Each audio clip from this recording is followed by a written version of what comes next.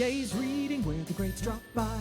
Trendy authors tell us all the who, what, and why. Anyone can listen, cause we're spoiler free. Gaze reading, from Pulitzer stars to book club picks, where the curious minds can get their fix. So you say you're not gay, well that's okay. There's something for everyone. Gaze reading. Hello and welcome to Gaze Reading and today's episode of What Are You Reading?, where I talk to author, TV star Ryan O'Connell about what he's been reading, and he shares a bit about his new book, Inspiration Porn, which is out now wherever you get your books. Thank you all so much for being here. If you like what you're hearing, please share Gaze Reading with your friends. Follow us on Instagram at Gaze Reading. Like and subscribe wherever you get your podcasts so you'll be the first to know when a new episode drops. I hope you're all having a great week, and please enjoy my conversation with Ryan O'Connell. You're being so gay, guy, like literally like leapfrogging over like various gay destinations. That's so gay, guy of you. It's actually crazy. I know, but I've never been to P-Town. Oh, that is crazy. That's actually the craziest. I know. Are you kidding me? For you to bypass P-Town and go to San Diego, my teeth are chattering. I know, I'm sorry. Okay, go to P-Town, babe. Come on. I know. When I was in New York, I was a Fire Island gay. Oh, see, I've never been. Oh, okay. I See, know. I feel like you would love it. I'm so fucking loyal to P-Town. P-Town is truly everything to me. And when you live on the West Coast, you can't have two gay vested, like East Coast vacation. Right. You know what I Right. mean? So basically, like I just chose P-Town. That's it. Period. All right, one summer, we should go across the country together, but then separate to go to the... Oh, to go one, to separate. I'll go to P-Town and you go to Fire Island. So really, you're just looking for someone to travel with? I'm a really good travel companion. Okay, I believe you. No, have you been to Martha's Vineyard? No, Okay, not that's gay, but it It's also not is gay. It's No. a great East Coast. I've heard it's amazing. Vacation If I destination. lived on the East Coast still, I would have gone to all these places. I would have gone to Yeah. Fire Island. I would have gone to Martha's Vineyard. But because, again, I'm a Los Angeles baby, like I have to just choose P-Town. That's it. Yeah, that's fair. P-Town is the West Coast place. Fire Island is the New York gay place. But also, like, Fire Island, I know these are just assumptions and they're probably wrong, but like they don't have restaurants. That hurts me deep to my core. I'm like, Mhm. what is a place without restaurants? I don't understand. And to me, it just seems like there's not much to do, right? Maybe I'm like, am I crazy? No, that's 100% correct. You go to hang out at the house that you're renting, Okay. go in the pool, Okay. lay by the ocean, and have sex. That's what you do there. That does sound actually pretty good. Yeah. And there are no cars. I love that. That's the magical thing. It's like literally just docks and you walk around everywhere. I love that. I love no cars. Okay. All right. Twist my arm. Anyway, listen, this is actually What? because I listened to the book. As I was listening to the Oh, book. you did? Oh, good. Okay. Yeah, duh. Okay. I was like, there You are... still haven't learned how to read? No, I know. Gaze Gaze reading is reading. in quotation marks. Yeah, in quotes. Right. Hooked on phonics, here I come. I know. I tried to get hooked on phonics. It didn't hook Didn't me. hook you. Oh. No, I need something stronger. You'll learn how to read in San Diego. No. You know what, Ryan? I won't. Certainly not. Certainly not. But I wrote down so many things. Often I will read a book and then write questions in the margins. Okay. But I didn't write any questions. I just wrote a bunch of just things down that I was like, oh, you'll throw something out Yeah. and then move on to something else. Yeah. And I'm like, we could have an entire conversation I know. about red vines. I know. There's a lot to unpack. It's just like, Right? yeah, it's a lot of drive-bys. It's a lot of So drive-bys. many drive-bys. I know. That's kind of how my brain works. It just is. That's okay. And this is the perfect platform for Sure. it. I just want to talk about whatever. Oh, of course. But because this is an episode of our series called What Are You Reading? Ryan O'Connell, I need to know, what are some books that you have been reading? I'm not really reading right now because I'm doing edits on my new novel, and when I'm in work mode like that, I don't read anything because Yes. This is very common. I'm very sensitive to influences. I'm very sensitive to rhythms. If I read literally one passage from Joan Didion, all of a sudden I'm like possessed by the demon of Joan, and I'm like, I was driving at the 10. By the way, I don't drive. You know But what I when you're mean? Joan, you are. No, literally, I know that I need to take out the elements, so I'm just gonna give you some standbys that I always turn to. Yes, we love a standby. Number one, and it's gonna be kind of crazy, the Andy Cohen Diaries. I love them so much. Say more.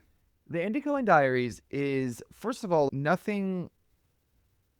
When it comes to gay lit, I think that sometimes we're just trapped in sincerity and trauma. I think our work is only taken seriously if someone's getting raped 40,000 times and thrown down the stairs. And it's capital L literary. Do you know what I mean? And I think the thing that I love about Andy Cohen's Diaries is I'm number one, I'm obsessed with personal writing. I'm obsessed with knowing how somebody lives, the interiority of their brain, the rhythms of their days. And I think that Andy's diaries create a portrait, granted a rarefied portrait, of a certain kind of gay man navigating a very certain milieu. But I think it's also a portrait of modern gay male loneliness. I think it's my On Earth We're Briefly Gorgeous. That should be a quote on the book. Yeah. That says Send him your blurb. that says a lot about me, but that's my version of that. Listen, if it means that much to you, then that's important. It's funny you say that about getting raped 40,000 times and thrown down a flight of stairs, because I just got into a fight about A Little Life, Oh, which is what happens in the book. that's tough. So I have a whole story about A Little Life. So I never read it. And my manager calls me and he's, hey, babe, they're doing a little production of A Little Life. Do you want to go up for Jude? And I was like, I don't even know what any of that means. What are you talking about? Which is so funny because everyone listening right now knows exactly what that means. I said, Cliff, I said to my manager, I go, sweetie, I have orchestrated my life so carefully so that I would never read A Little Life. Okay? Truly. And he goes, shut up, just read the fucking book. So I read 50 pages. I throw the book. I call my manager and I go, to what I just said, sweetie, I'm not getting raped and thrown down the stairs 8 times a week. Okay? I'm just not doing it. Yeah. And he was like, just take the meeting with the producer who's doing A Little Life. And I did. And then that actually ended up turning into me doing my own play. So actually, A Little Life would never, if I had not even read 50 pages of Little Life, I would never have my play, which is allegedly going up next summer. So actually, I owe a lot to A Little Life. I need to hold space for it. A Little Life changes lives. It did actually change, like randomly change the course of my life. It did. Wait, I never even thought about that. I'm actually having this epiphany right now with you on Gays Reading, where I'm like, wait, I am actually indebted to A Little Life. Yeah. A Little Life gave me a big life. Listen, we have revelations on Gays Reading.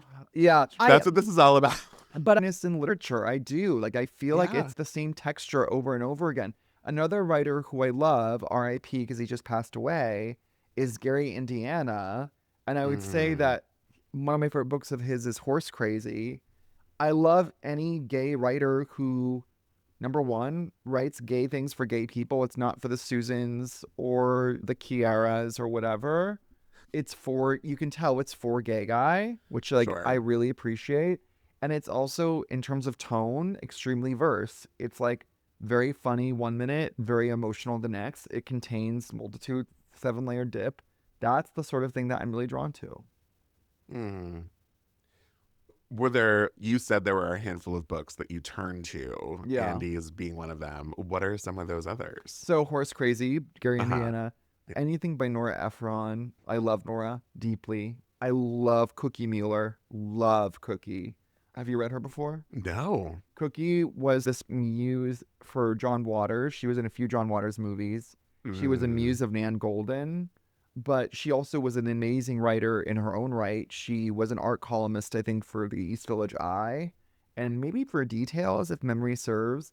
And she has her collected writings in a few books, and they're just incredible. Cookie has a lot of spiritual DNA with Eve Babbitt's, which is party girl who pays attention, which I think is my favorite genre of writing. Do you know what I mean? Yes. And also, honestly, not Andy Cohen as well. I would say Andy Cohen is a party girl who pays attention.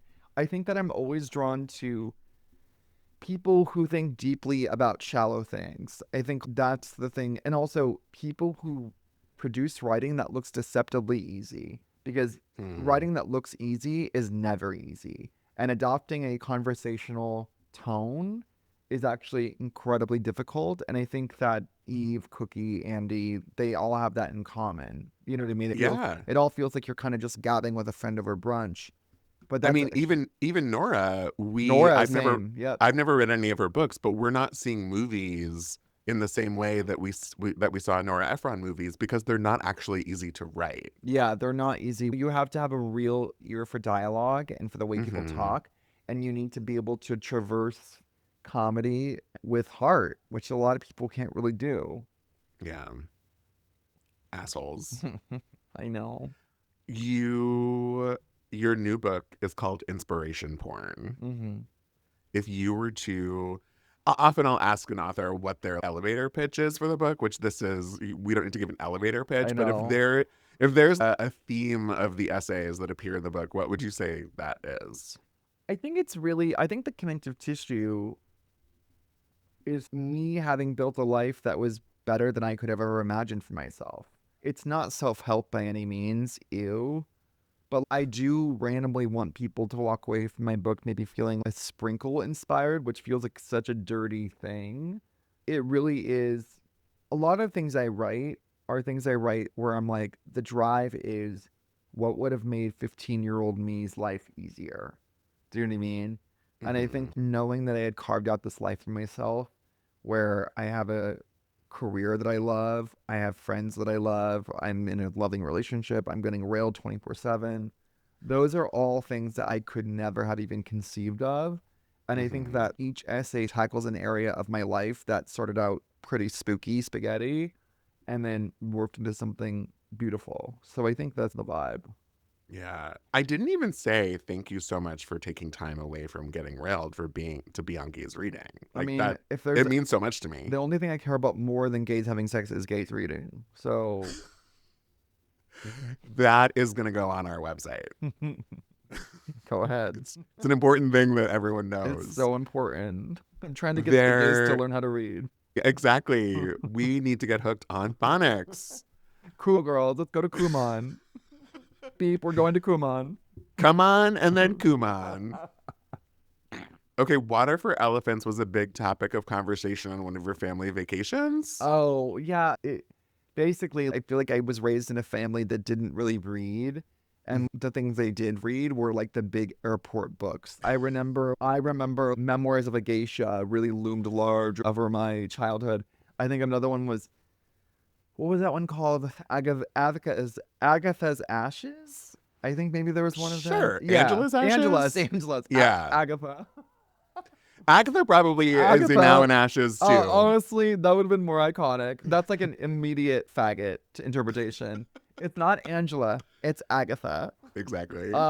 So there wasn't, my dad canonically has never read a book in his life. He says he's read my books, but I don't believe him. And my mom does read, but again, it's done to the umbrella of airport book. So yeah, Water for Elephants, I think, had them all in a chokehold for quite some time. You know what I love more than an airport book? What?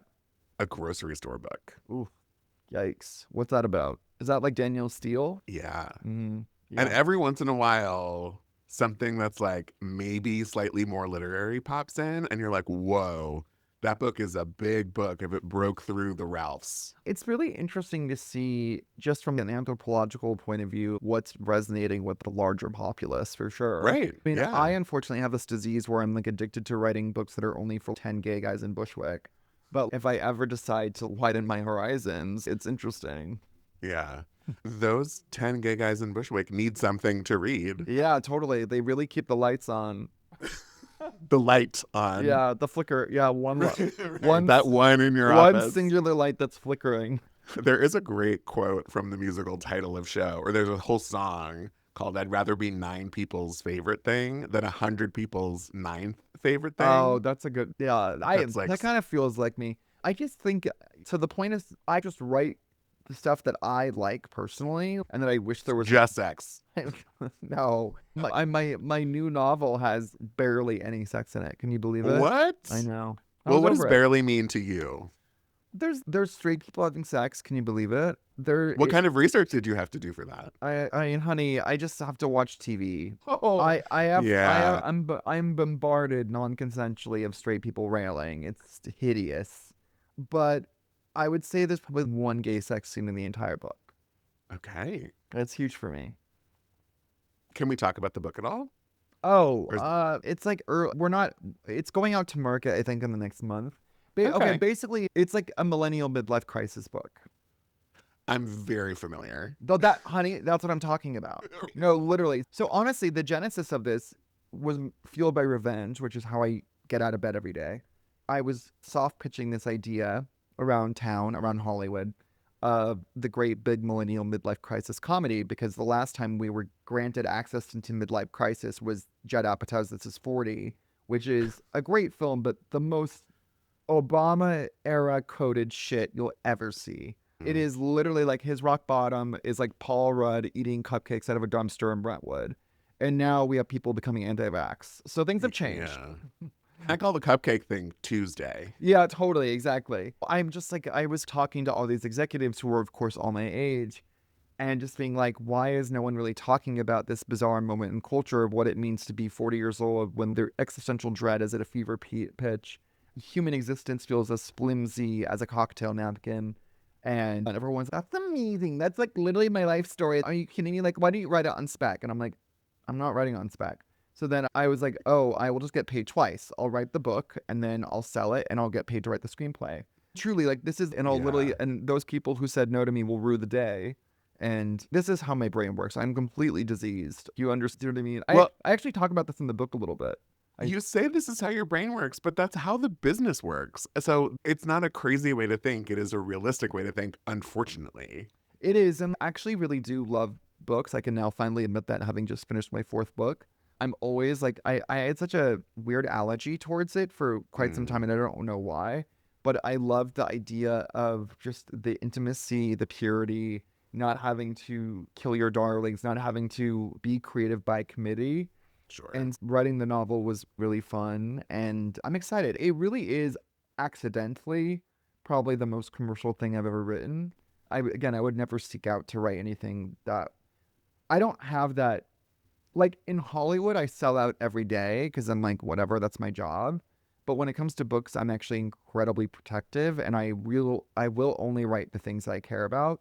And I think it's just because I have this very privileged position of just not having my income come from books. Mm-hmm. So it just needs to be for me.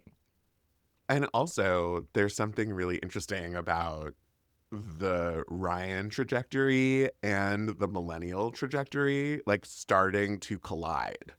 What do you mean? Say more. What? Like you're writing this book Mhm. based on your experience, and the world and the decision makers and gatekeepers around you are also having somewhat similar experiences. Right. But they're So that's that's where the commercialness is coming from. Totally. But like instead of like greenlighting something that's like reflecting where they're at in their life, they're making Hungry Hippos the movie. So it's, do you know what I mean? It's like where Hollywood is in such a profound flop era. Yeah. And it's just so frustrating because it's like a lot of things getting made don't reflect the world we're living in at all. And it feels very out of touch. And then we wonder why people are turning to TikTok and Reels. You know what I mean? It's It's because nothing we're making is really resonating with the culture. I feel like a very hungry hippo right now. I don't know about you. Oh my God, I'm always a hungry hippo. So it's so much more relatable than you even realize. Yeah, but the hungry hippo that's not the kind that I feel. that movie is gonna be different, honey. It's gonna be different. Yeah, no, I understand. There's something that you say about having faith in yourself, but no faith in the world. Mm-hmm. And I think that resonates so much right now. And a nice reminder that in a world that we can't have faith in, we do need to believe in ourselves, which seems so twee, but also really important.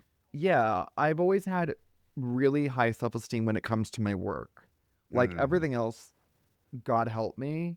But when it comes to my work, I've always really believed in myself, and I'm really grateful for that. I don't quite know how that happened, but I also feel like the odds were so stacked against me in terms of creating any kind of career for myself in Hollywood or with writing that why doubt myself when the entire world doubts me? Why would I add to the choir? Yeah. If I wanted to experience that doubt, I can just walk outside. So why don't I just do something really wild and crazy and actually not believe in what I'm doing?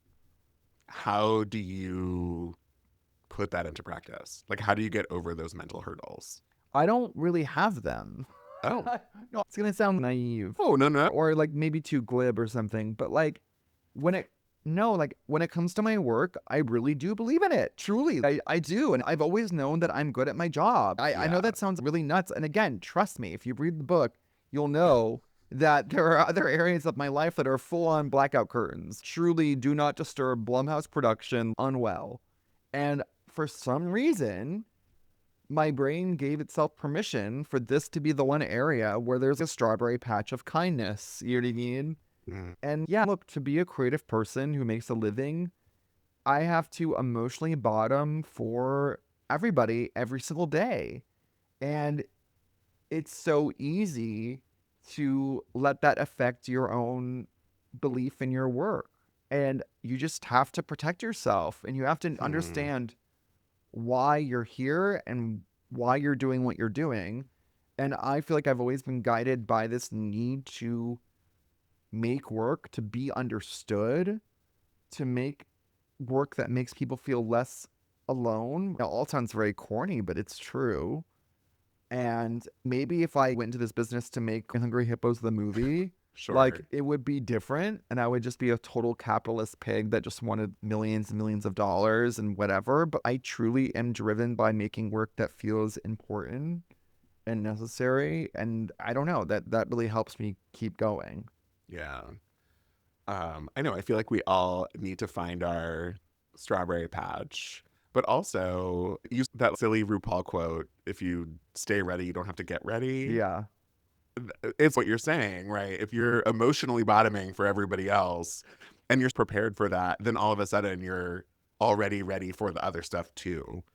Yeah. It's funny. Some of the things that you just brought up are plot points in both The Studio and Hacks as funny jokes, but also real things that are happening in Hollywood right now. I've never seen The Studio. Hacks, I just watched season 4. I'm so behind on everything.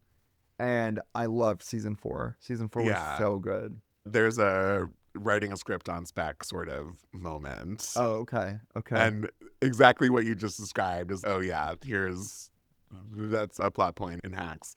And then The Studio, they make what's that brand? They make a Kool-Aid movie. I remember hearing about this. Yes, which is the equivalent of the Hungry Hippos movie. Yeah, right. Totally. Tell me more about being the Lady Gaga in P-Town, but Carly Rae Jepsen in LA. First of all, I was Lady Gaga for 1 year. And now which is more than most people could say. Now I'm Carly Rae Jepsen in Provincetown. Excuse me. And in LA, I'm probably Ava Max. Literally, do you know what I mean? It's literally what? So Provincetown special came out April 2019. I went to Provincetown June, July. So right when it came out. And I was really Evian spelled backwards about the whole thing. I was not expecting anything to be different at all. In fact, Provincetown had always been a very loaded place for me because I'd always been kind of invisible. Yeah. Like, sex everywhere. It's like water everywhere, not a drop to drink. And so, yeah, going there in 2018 after a special came out, I truly did not even think for 1 second, people might know who I am there. And when we were taking the ferry from Boston to Provincetown, it became pretty immediately apparent that it was going to be different that year. And it was a very overwhelming week. I've never experienced anything like it since. It was like getting mobbed. There's no other way to put it it's very relatable, very endearing. But like the attention was really overwhelming. It was really fun for a week. By day 4, I was respectfully ready to move on. Yeah. Just because I wanted to be able to relax and walk down the street But it's very interesting because I say that Provincetown is like a stock market for my value. Because like I'll never forget. So the next year it was pretty still popping off. And then I remember I went right after Queer as Folk came out, and people would be coming up to me and they'd be like, "What are you working on now?" And I was like, "I just did a TV show, it just came out." And they're like, "What?" And I was like, "Yeah, Queer as Folk." They're like, "They made a reboot of Queer as Folk." And I was like, "We're done." I literally was Yeah. like, "We're toast." I was like, "The gays in P-Town don't even know about this fucking show." I was like, "We're gonna get canceled as hell." And we did. Yeah. Poor Carly. Well, yeah, totally. But now I'm not gonna lie, there was like a sort of ego bruise initially of just feeling, and then people come up to you and they're like, "Weren't you in that show all those years ago?" Mm, And then I'm over here, I'm still making work, just not on the scale of making a Netflix show. But I would say now it's really settled into a nice rhythm where it's like everyone that comes up to me is so sweet, but it's not being like bombarded by people. But also I had to just entangle my self-worth from how I was perceived, my own value in the industry and all that stuff, which is always something that's really fused together for a lot of people. And so, yeah, it's been an interesting journey, I would say. yeah. Uh, and and and there are the peaks and valleys. Yeah, listen, 6 months ago, I was like, I think I want to quit the business. I like, not to say that I wasn't really, that I was working, but I was just like feeling so just disenchanted with the whole operation. And now I'm just in a very busy season. I got staffed on Hmm. another show that I really love and really care about. I'm having like the best time of my life. I am just like, things are now picking up again. And this is the ebbs and flows of any long term career. You know what I mean? Yeah. And by the way, it's always that moment where you feel like, I remember I called my stepmom, who is a TV writer, and I was like, I think I'm done. This was like, I'm not kidding. This was like in February or Hmm. January.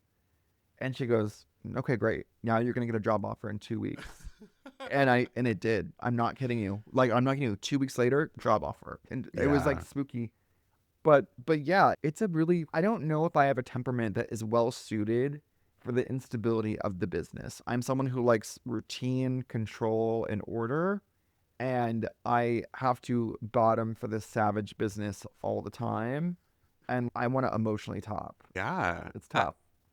And like I imagine makes it hard to sustain, which is exactly what you're talking about. It is. And like what really depresses me is like I'm one of the lucky ones. Like literally, you know what I Sure. mean? Like I've done pretty well for myself, and but it still does not grant me any kind of feeling of stability. You know what I mean? That's the part that freaks Hmm. me out. It's like it's not linear. Do you know what I mean? Yeah. You're there's, unless you're Ryan Murphy or whoever, like you're really not getting to a place ever where you're like, "Ooh, I feel so safe. I feel good. This is fine." Do you know what I mean?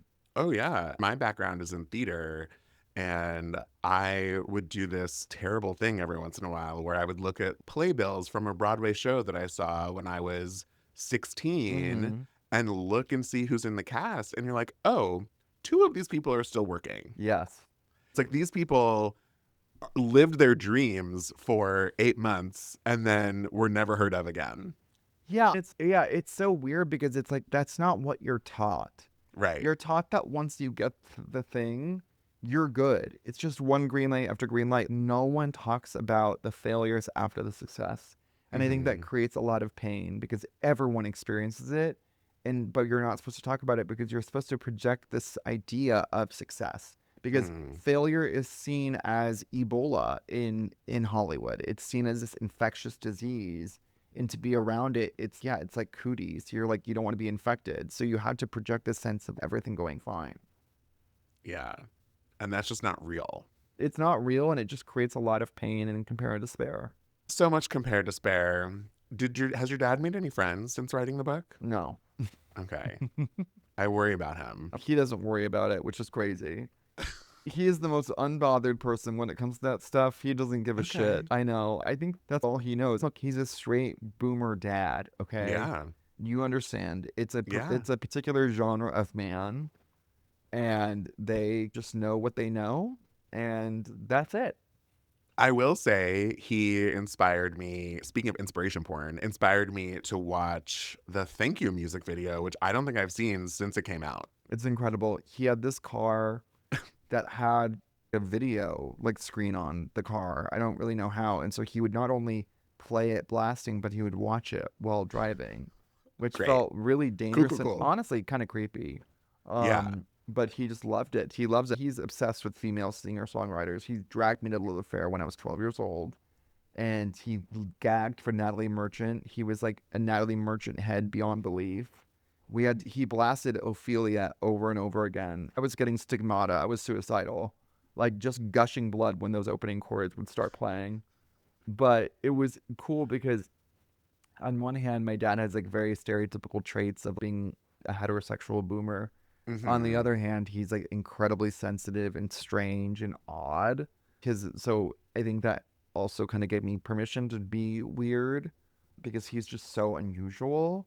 So yeah, pretty slay. We love him. We do. We love him. He's the best. It's so weird that losing your ring comes up in the book and how straight people were like, found that to be. They literally like Trouble in Paradise. Trouble in Paradise. Like, what's going on? You gonna break up? So I swell easily. Okay, not to and brag. so I don't wear my rings, just my little brag. So I hadn't been wearing my wedding ring for a while, and I had a friend say, "What's going on? Is everything okay?" But then I recently just when I say recently, I mean on Friday of this past week, brought it to the jeweler to finally get slightly resized so that I could feel more comfortable wearing it. And when we were talking about it, they were like, we don't want to make it too big because if it falls off of you and then you lose it and it's this sentimental, important thing, it's your wedding ring. I was like, I don't care. I mean, I care, but I don't care. I don't care. No. So it was just such an interesting thing that there were these straight people who were so concerned about me potentially losing my wedding ring. Straight people think me and Jonathan are breaking up tomorrow. Literally, like they think that because I'm not wearing my wedding ring, they think that Jonathan is crying himself to sleep every single night, being like, why doesn't he love me? What's happening? I write about this in the book. We got those rings at Cartier because some gay guy told us to, and literally we're surrendering to the script. And I felt nothing. I don't care about rings. I don't care about jewelry. And so, yeah, I lost mine when I lost a lot of weight in the pandemic. And so I lost it. I don't remember when. I was more upset when I bought this chain necklace from David Yurman that was like pretty expensive. And that chain was a part of my personality for about 3 years. I wore it every day. It literally made me feel some kind of way. And I lost that, and I was more gutted by losing the ring than losing the ring. Yeah. And it's like, I just don't care, but also I don't really believe in marriage for me, and what the ring represents is lost on me. I don't think it has any kind of I don't have any feeling attached to it. Yeah, no, I totally get it. It was just so funny that had come up because I was living that in real life. I got you. You're one of the 10 gays. One of the 10, exactly. Well, but I never lived in Brooklyn. I know. Okay, so we got one gay in Palm Springs. I was so excited to talk about our mutual friends, the Fab, Stephen Rowley and Byron Lane. Oh, amazing. Palm Springs royalty. Of course. Yes. I was having lunch with Byron yesterday, Amazing. who says hello. And not to say who cares about them, but in this moment, who cares about them? Because one of my all-time favorite humans in the entire world gets so much attention in the book, and I want to talk about him. Who? Greg Marshall. Oh, I love Greg. Greg and I were just voice memoing together yesterday. Yeah, love him. I love him so much. Yeah. I'm not one of those people who puts emojis on contacts in my phone because I find that to be ridiculous. Yeah. However, he has a Speedo emoji next to his name in my phone. Oh, he loves a Speedo. He loves a Speedo. I know. And I love Greg. He posed with my book, and he was wearing swim trunks, and I go, how dare you? Where's the Speedo? He goes, it's shrunk. I'm going, even better. Yes, come on, Greg Marshall. Bitch. Yeah, come on. In the spirit of my book, why not? Yeah. I the love only him. photo I ever saw of him was his black and white author photo. And then I had him on the show and he popped up on the screen and the first words out of my mouth were, "Oh my God, you're so handsome." He's kind of a hunk. I mean, let's be He's honest. such a hunk. He's a hunk. And the nicest man in the world. No, beyond. Him and his husband, Lucas, like, that weekend in Austin was really special. And I remember writing that Slut Diary entry. It wasn't even meant to be for the Slut Diaries because me and Greg famously didn't fuck. But I wrote that on the airplane coming back from Austin. Yeah. And because that weekend was so important to me. And it was so funny that whole weekend. Jonathan was like, I feel like I'm being past lived. Because we had just seen the Greta Lee movie where you know she has this white husband who just doesn't understand her on this like kind of fundamental level. Like the relationship is amazing, but there's a big piece of her that he can't engage with. It's not his fault. And he, like, my boyfriend kind of felt like that with me and Greg.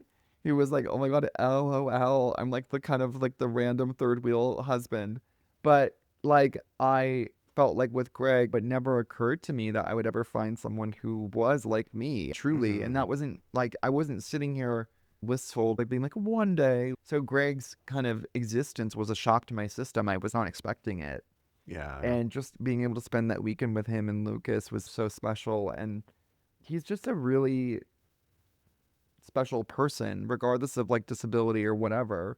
But also just being able to talk to a person who doesn't need subtitles for your pain is really remarkable. So I'm really glad that I could honor him in the book, and he was really he loved it. I was nervous sending it to him because also I think the way that I feel about Greg is complicated in terms of there is these feelings of like sexual desire, like ambient horniness there too, because I've never been with a disabled person before, and I've always been very interested in that. And so like it exists in this kind of weird realm. I don't know, like the relationship to me is very unique. How I feel about Greg is unique, and I haven't really experienced that with anyone else. Yeah, I love that. And he's the best, and Lucas is the best, and I'm 100% sure they're listening to this right now. Oh my God, LOL. Oh my Greg God. and Lucas, we love you so much. By the way, my disease is like, I don't ever think about anyone ever listening to anything. This is my disease. Like, when I write, I don't ever think about who's going to read it. Yeah. I just like very much live in the moment. And then I like act shocked when people actually are engaging with it. Oh, I'm generally the same way in my mind. I've been doing this podcast for 3 years now, and whenever someone says they've listened, still shocks me. But Greg and Lucas are two people who every once in a while will text me about an episode that I've had, and I know that they are relatively regular listeners, and because it's you, I'm sure they're listening. Oh so my God, LOL. Well, we love everyone. Go buy Greg's book, Leg, and Lucas won the Kirkus Prize for his book, The Slip. So go buy those two, and buy Inspiration Porn by the wonderful Ryan O'Connell. Yeah, Look at that. I love them so much. I need to go to Austin and see them soon. They're just, yeah, I love it. They have a kid now. I know. It's so crazy. Cute. It's crazy. When gay guys have kids, I do feel like an element of betrayal, but I feel like with them, it makes a lot of sense. Why do you generally feel that way? Because I'm like, what about me? Oh. I'm like, well, what about the people who can also give you attention, which in your book you've learned can be potentially true sometimes? No, I'm like, I am baby. You don't get to have babies because I am baby. Some people have 2 babies. I don't know. I take up a lot of space. Honestly, knowing yourself and knowing your truth is very important. So good for you. Thank you so much. I see you. Ryan O'Connell, thank you so much for being here. Yeah, of course. Thank you for having me. I really appreciate it. Everyone go get Inspiration Porn, out now wherever you get your books. The audiobook is terrific. Oh, thank you. I record my audiobooks so fast. And every time I do it, they always book out 5 days. And I finished this audiobook, I think, in just 2. That was done. And they're always like, whoa. Good job. Did you get paid for 5? You just get a flat fee. So yeah, okay. Yeah, get it done. But to me, I'm like, yeah, come on, babes. We don't need 5 days for this shit. Let's go. So funny. Look at you. Thank you. Because you're a professional. Thank you so much. And you have other shit to do. I do. Really do. I'm like a shark. I don't stop moving. I'm like, on to the next. Let's go.